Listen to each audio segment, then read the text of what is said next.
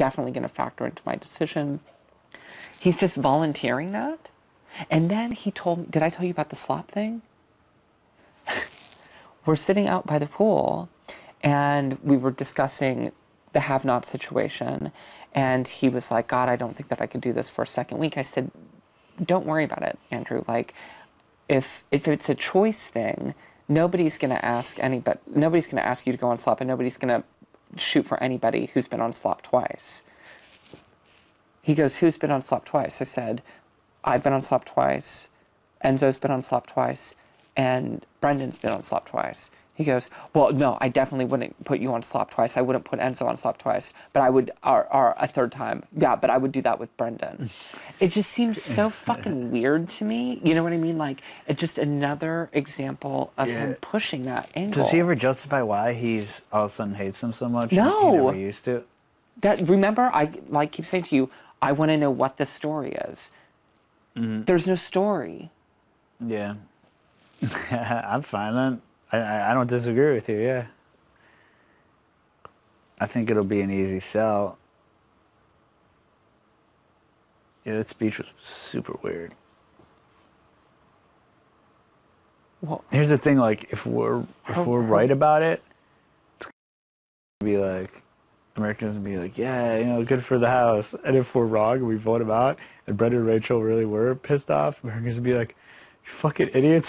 He came out and said I'm sorry. I'm a pretty good read of stuff like this. No, that's fine. I'm fine. And the thing is that I think it's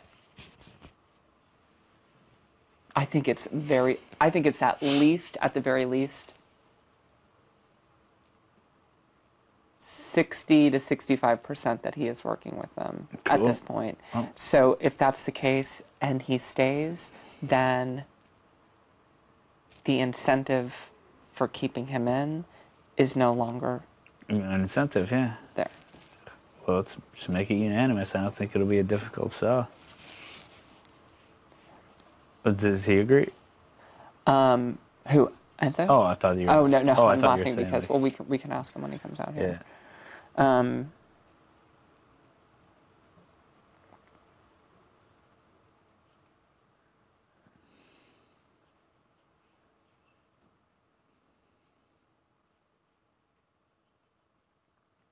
Andrew told me that he's confident he has 4 votes, but he doesn't think he'll have any more, so he's like wants to make sure that I'd vote to keep him and stuff. I'm like, who are the 4? And he goes, I don't want to say. I don't think he's... All right. Well, he has, I'm sure he has too. And see, that actually, I don't know. Yeah, because he wants Brendan and Rachel to think that the people will vote against them, and then... Right. Well, and then if he definitely has their votes to stay, that's at least 2. Yeah.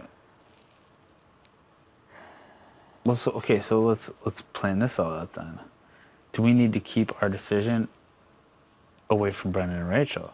Because it's gonna get back to him.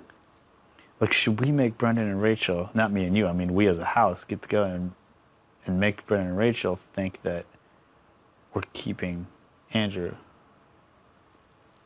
That way he'll think he's being kept. What?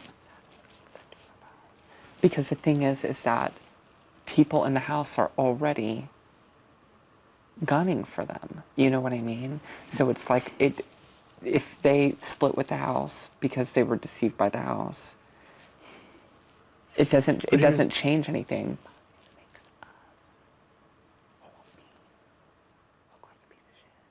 Yeah.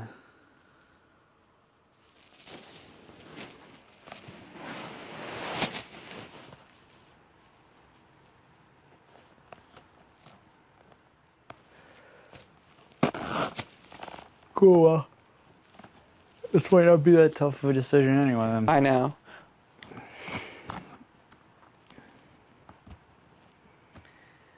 Kristen seems to think next week will be not only the hardest week yet, but the hardest week even in subsequent weeks after that. Oh, really? And I'm not quite following her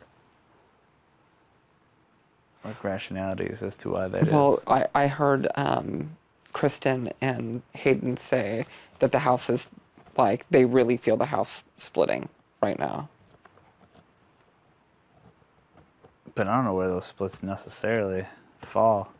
I mean, Neither outside of the split, Brendan, Rachel, Andrew, maybe, but right. I don't know if that's really a split. That's like a little corner of the house being floating away, Right.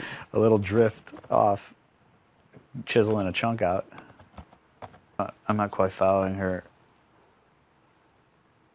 like rationalities as to why that is. Well, I heard Kristen and Hayden say that the house is like, they really feel the house splitting right now. But I don't know where those splits necessarily fall. I mean, Neither outside of the split, Brendan, Rachel, Andrew, maybe, but right. I don't know if that's really a split. That's like a little corner of the house being floating away, Right. a little drift off, chiseling a chunk out. And that's been there the whole time anyway.